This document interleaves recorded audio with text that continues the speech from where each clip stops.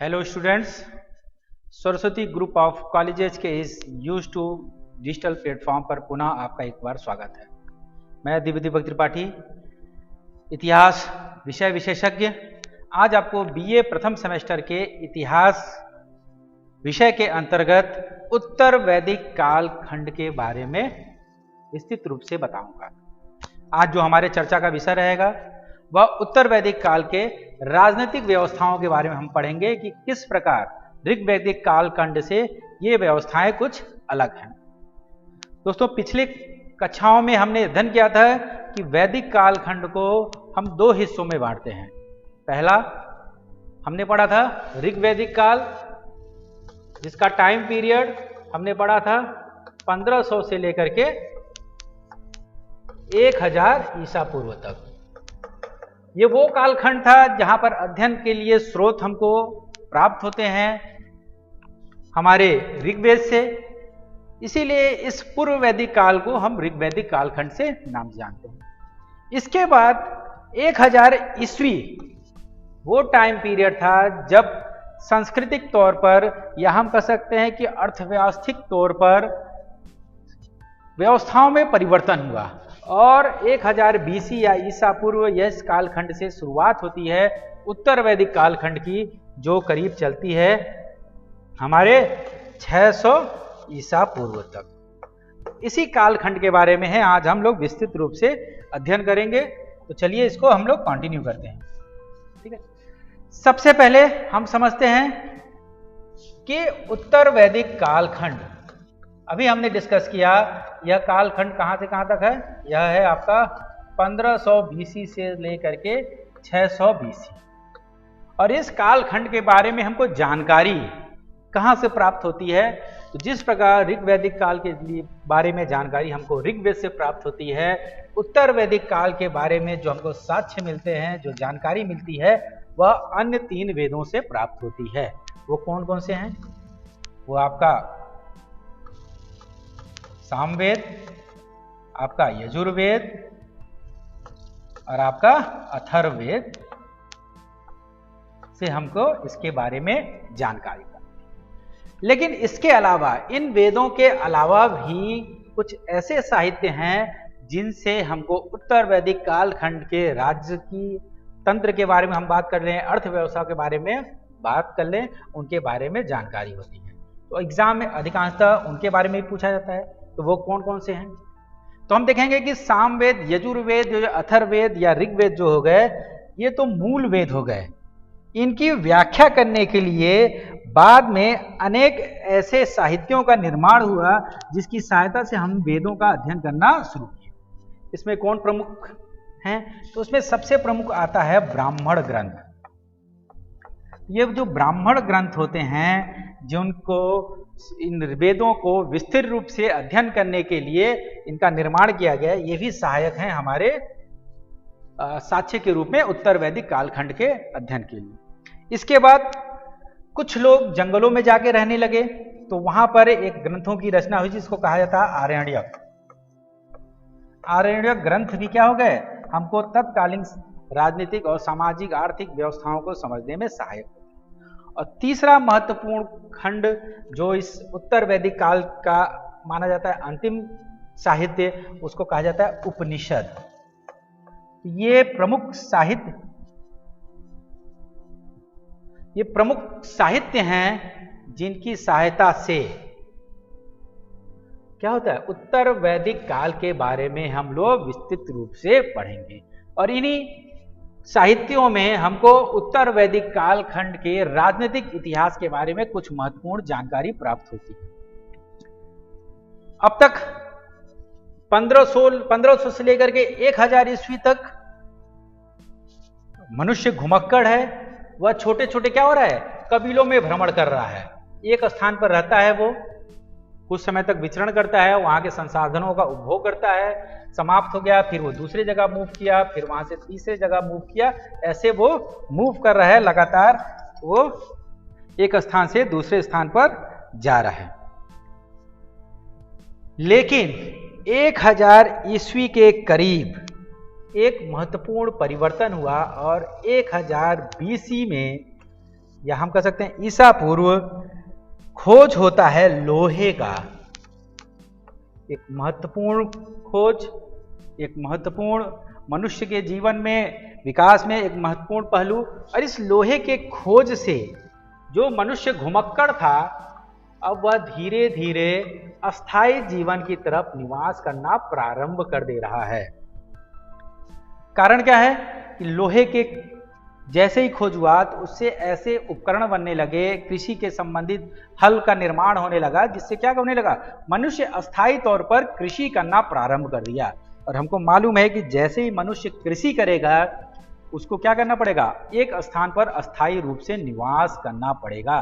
तब यहाँ से घुमक्कड़ से धीरे धीरे उत्तर वैदिक कालखंड के लोग अब परिवर्तित हो जा रहे हैं, इसमें अस्थायी जीवन में। और यहाँ से हमको जो ये जन था, जो रिप्रेजेंट करता था घुमक्कड़ कबीलों को, अब यहां से एक नई चीज का निर्माण हो रहा है और यहां से होता है जनपद।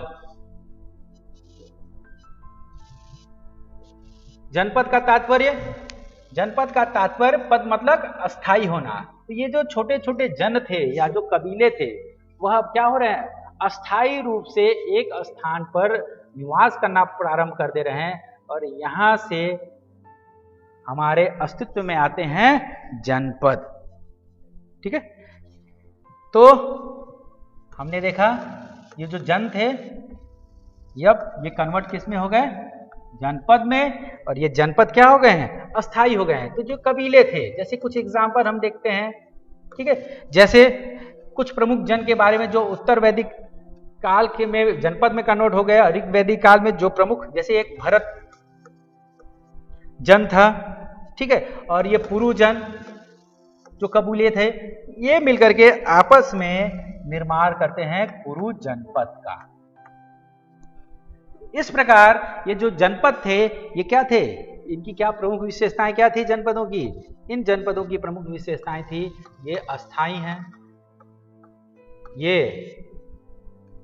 क्षेत्रीय रूप से इनका क्षेत्रफल है, ये क्षेत्रीय रूप से अवस्थित हैं।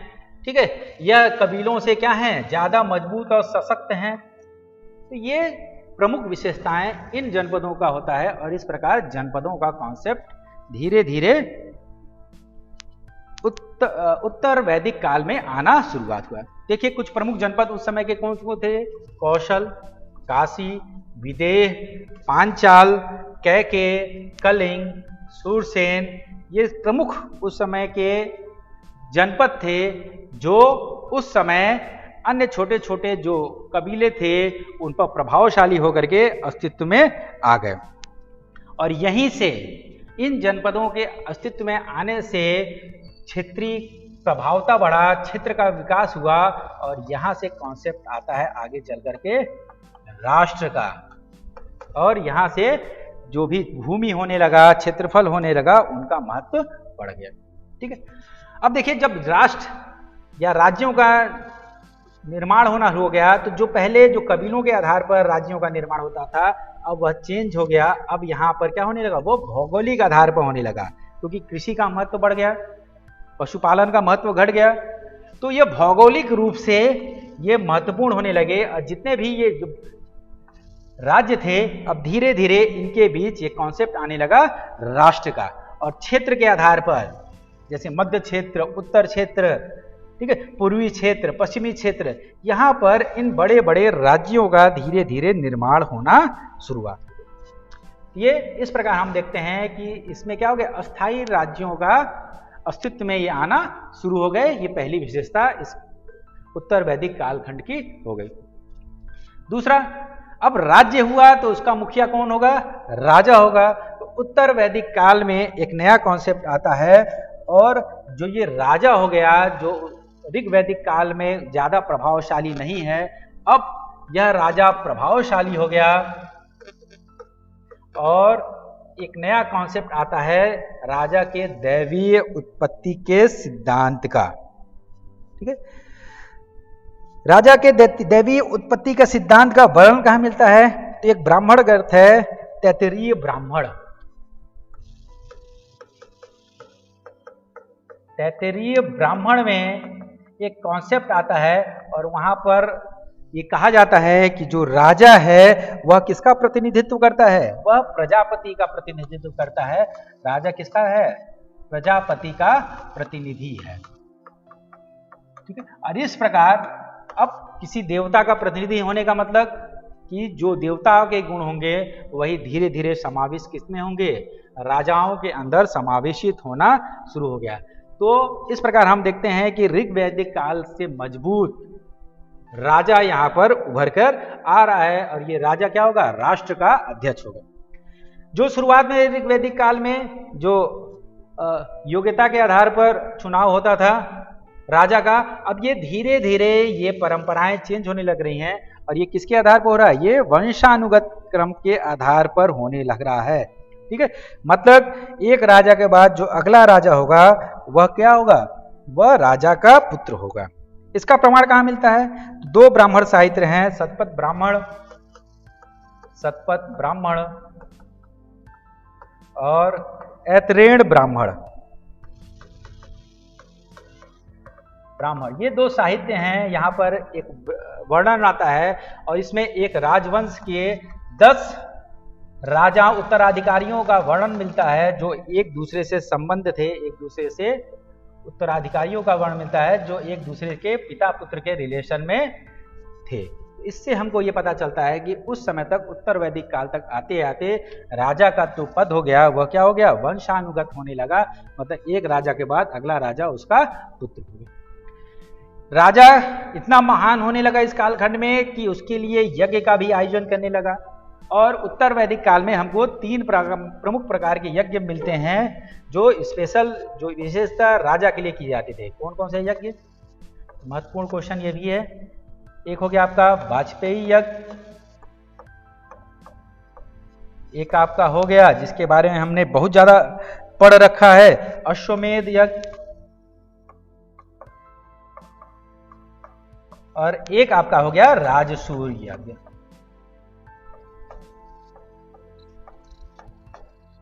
अब ये यज्ञ देखिए किसके किसके लिए किया जाता था? राजसूय यज्ञ ये राजा के लिए किया जाता था और उसकी तुलना सूर्य से करते हुए ये राजा की समृद्धि के लिए किया जाता था। जब राज्याभिषेक हो जाता था राजा का तो वह अपनी महिमा मंडन करने के लिए राजसूय यज्ञ का आयोजन करता था और यह करीब 2 दिन तक चलता था। इसमें वरुण देव की स्तुति की जाती थी, उनका गुणगान किया जाता था। इसके बाद अश्वमेध यज्ञ। अब राजा को अगर अपना क्षेत्रीय विस्तार करना हो, अपने क्षेत्र का विस्तार करना है तो क्षेत्र विस्तार के लिए वह अश्वमेध यज्ञ का आयोजन करता है जिसमें उसके द्वारा यज्ञ के उपरांत एक घोड़े को छोड़ दिया जाता है और जो उसका घोड़ा जहां जहां क्षेत्र तक जाता था वह क्षेत्र राजा के अधीन माना जाता था। और तीसरा वाजपेयी यज्ञ। यह यज्ञ प्रजा के सम्मुख राजा ही सर्वश्रेष्ठ है, इसको लेकर आयोजन होता था और इसमें रथ का दौड़ होता था, इसमें अंत में राजा का ही जो रथ होता था वह विजयी होता था।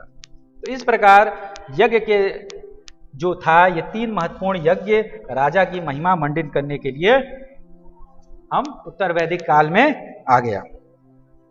इसके बाद अभी हमने पढ़ा राजत्व तो क्या हो गया? अब वंशानुगत हो गया। राजा का जो दैवीय सिद्धांत था वह क्या हो गया? वंशानुगत क्रम होने लगा। एक महत्वपूर्ण चीज और इस कालखंड में, अब इस कालखंड में जब राष्ट्र की कल्पना आ गई, राजा राज्य कबीलों का मुखिया से बढ़कर के एक क्षेत्र विशेष का प्रतिनिधित्व करने लगा, तो उस कालखंड में हम राजाओं को अगर देखा जाए तो उनके कई नाम हमको उत्तर वैदिक काल में मिलते हैं। जैसे अगर कोई मध्य क्षेत्र का राजा हुआ, ठीक है, आर्यावर्त के मध्य क्षेत्र का राजा हुआ तो उसको क्या कहा जाता था? उसको कहा जाता था राजा। कोई पूर्वी, ये पूर्व है, पूर्व क्षेत्र का जो अधिपत्य होता था इसको क्या कहा जाता था? इसको कहा जाता था सम्राट। इसी प्रकार पश्चिम क्षेत्र का जो शासक होता था उसको कहा जाता था स्वराट। सेम उत्तर क्षेत्र के शासक को कहा जाता था विराट। और दक्षिण क्षेत्र के शासक को कहा जाता था ये भोज, और जिसका आधिपत्य इन सभी दिशाओं में हो, सभी क्षेत्रों में हो, इसका नाम होता था, इसको कहा जाता था एक राठ।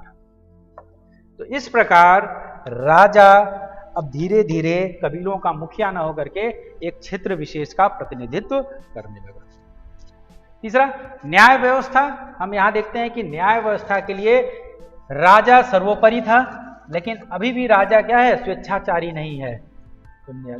जो भी राज्य की न्याय की व्यवस्था होती थी, जो उसको देता था वह राजा के निर्णय के द्वारा ही पारित होता था, दिया जाता था। और राजा की सहायता के लिए कौन थे, दो लोग थे, पुरोहित और सभा के सदस्य। पुरोहित और सभा के सदस्यों के द्वारा,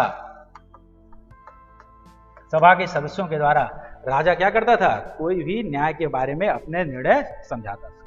और कोई व्यक्ति वह अपराधी है कि नहीं है, उसके सिद्धि के लिए दो परीक्षाएं प्रचलित थी उस समय, जल परीक्षा और अग्नि परीक्षा। इनके द्वारा उसके अपराधी है कि नहीं है इसके बारे में तत्कालीन चेक किया जाता था। और दंड का विधान कुछ ज्यादा परिवर्तन नहीं हुआ था। ऋग्वैदिक काल में जो दंड के विधान थे वही दंड के विधान अभी भी यहाँ पर उसी रूप में आगे बढ़ रहे हैं। तो इस प्रकार हम कह सकते हैं कि न्याय व्यवस्था में ज्यादा कुछ परिवर्तन नहीं हुआ था और यह पुराने ऋग्वैदिक काल खंड के अनुसार ही चल रही थी। प्रमुख शासन के अधिकारी, ठीक है, तो इस समय ऋग्वैदिक काल की तरह यहाँ भी उच्च अधिकारियों को क्या कहा गया, रत्नी कहा गया। और इसके बारे में वर्णन कितने में मिलता है, शतपथ ब्राह्मण में। और शतपथ ब्राह्मण के अनुसार उस समय राज्य की शासन व्यवस्था चलाने के लिए कुल 12 रत्निन थे, ठीक है। उसमें से कुछ प्रमुख रत्निन के बारे में बता दे रहे हैं, जैसे सेनानी। सेनानी रत्निन कौन था, वह राज्य का सेनापति था, ठीक है। सूत, सूत कौन था, वह क्या था, राजा का सारथी था। राजा को कहीं भी जाना होता था तो इसकी सहायता से इसी के साथ राजा जाता था। ग्रामीणी, ग्रामीणी कौन था, ये थे ग्राम के मुखिया। और कौन थे, कर इकट्ठा करना था तो उसके लिए आते थे संग्रहिता। तो इस प्रकार इन रत्निन की सहायता से राजा अभी भी क्या कर रहा है, शासन व्यवस्था चला रहा है और वह अभी स्वेच्छाकारी नहीं है, ठीक। नेक्स्ट, सभा और समिति। हमने ऋग्वैदिक काल में खंड में देखा था, सभा, समिति, विदद और गण, ये 4 प्रमुख संस्थाएं थी जिनके द्वारा राजा क्या करता था, शासन करता था। लेकिन इस कालखंड तक आते आते व्यवस्थाएं चेंज होने लगी और ये जो सभा और समिति थी यह क्या होने लगी, यह कमजोर होने लगी। कारण क्या था कि सोचिए, पहले ये लोग मूव कर रहे हैं, एक जगह इकट्ठे हैं, वहां पर सभा समिति का आयोजन कर लिया, विदत का आयोजन कर लिया। कुछ समय बाद 1000 ईस्वी के बाद जब उत्तर वैदिक काल में जाते हैं तो ये लोग क्या होने लगे, अस्थायी होने लगे। अब मान लीजिए यहाँ पर ए, बी, सी, ये सभी अस्थायी होने लगे, अस्थायी जीवन होने लगे, ठीक है। जो अपने एक दूसरे से काफी दूरी पर हैं। और कभी भी जब इस तरह का आयोजन किया जाने लगा, सभा और समिति का आयोजन होता था, तो संभव नहीं था कि सभी लोग क्या करें, पार्टिसिपेट करें इस जगह आ करके। एक पर्टिकुलर जगह सारे के सारे जनता के लोग, सभी लोग, नारी स्पेशली, आ करके इस सभा और समिति में पार्टिसिपेट करें। तो जाहिर सी बात है, जब प्रतिनिधित्व करने वाले लोग, जनता लोग अपनी सुविधा के अनुसार इनमें प्रतिभाग करना कम कर दिए, तो सभा और समिति का प्रभाव भी क्या हो गया, कम हो गया। और कुछ खास वर्ग के लोग ही इस पर प्रभावशाली हो गए। विदत, विदत तो एकदम समाप्ति हो गया, क्योंकि अब अस्थायी जीवन की शुरुआत होने लगा। लूट ज्यादा होता नहीं था, कृषि का बंटवारा होने का समस्या था नहीं, क्योंकि जो जिस क्षेत्र का है वहां की कृषि भूभाग का या जो भी अन्न उपज होगा उसका उपभोग करेगा। तो धीरे धीरे जो विदत था इसका महत्व भी क्या होने लगा, समाप्त होने लगा। और ध्यान रहे, हमने लास्ट क्लास में पढ़ा था ऋग्वैदिक काल में कि महिलाएं इन समितियों में, इन संस्थाओं में प्रतिभाग करती थी। लेकिन जब ये संस्थाएं ही कमजोर हो गई तो महिलाएं जो अपनी समस्याएं थी, अपने विकास के लिए जो महत्वपूर्ण सुझाव समझाती थी, यहाँ जाना कम कर दी, तो धीरे धीरे इन महिलाओं की स्थिति दयनीय होने लगी और इन प्रतिनिधित्व सभा समितियों में इनका जाना प्रतिबंधित हो गया, क्योंकि महिलाओं को लेकर के एक स्थान से दूसरे स्थान तक केवल सभा समिति इन सब में प्रतिभाग करने के लिए जाना संभव नहीं था। तो धीरे धीरे इनका प्रतिनिधित्व क्या हो गया, इन संस्थाओं में निषेध हो गया। तो इस प्रकार हम देखते हैं सभा और समिति धीरे धीरे कमजोर हो गई। सैन्य संगठन, अभी भी क्या है, अस्थायी सेना की आवश्यकता नहीं है, अभी भी अस्थायी सेना की आवश्यकता नहीं है। और लोग क्या कर रहे हैं, मिलिशिया सेना का प्रचलन ज्यादा है। मिलिशिया सेना का तात्पर्य कि हम क्या कर रहे हैं, जब हमको युद्ध की जरूरत है तो हम कबीलों से, अलग अलग कबीलों से कुछ लोगों को सैनिक के रूप में मांग ले रहे हैं, युद्ध समाप्त हुआ, फिर ये वापस पुनः अपने कार्यों में चले गए। तो इस प्रकार की सेना को क्या कहते हैं, मिलिशिया सेना। और इस तरह का प्रचलन है, मतलब अस्थायी सेना का अभी भी अभाव है। और सेना के प्रमुख क्या थे, रथवान थे, घुड़सवार थे, पैदल थे, ये सैनिक तो यूज होते थे। इसके साथ साथ धीरे धीरे अब हाथियों का भी प्रयोग सेना व्यवस्था में होने लगा। तो इस प्रकार हमने आज की क्लास में उत्तर वैदिक कालखंड के प्रमुख राजनीतिक स्थिति के बारे में पढ़ा। अगली क्लास में हम इसके सामाजिक, आर्थिक और धार्मिक स्थितियों के बारे में विस्तृत रूप से अध्ययन करेंगे। इसी के साथ आज का क्लास हम समाप्त करते हैं। धन्यवाद।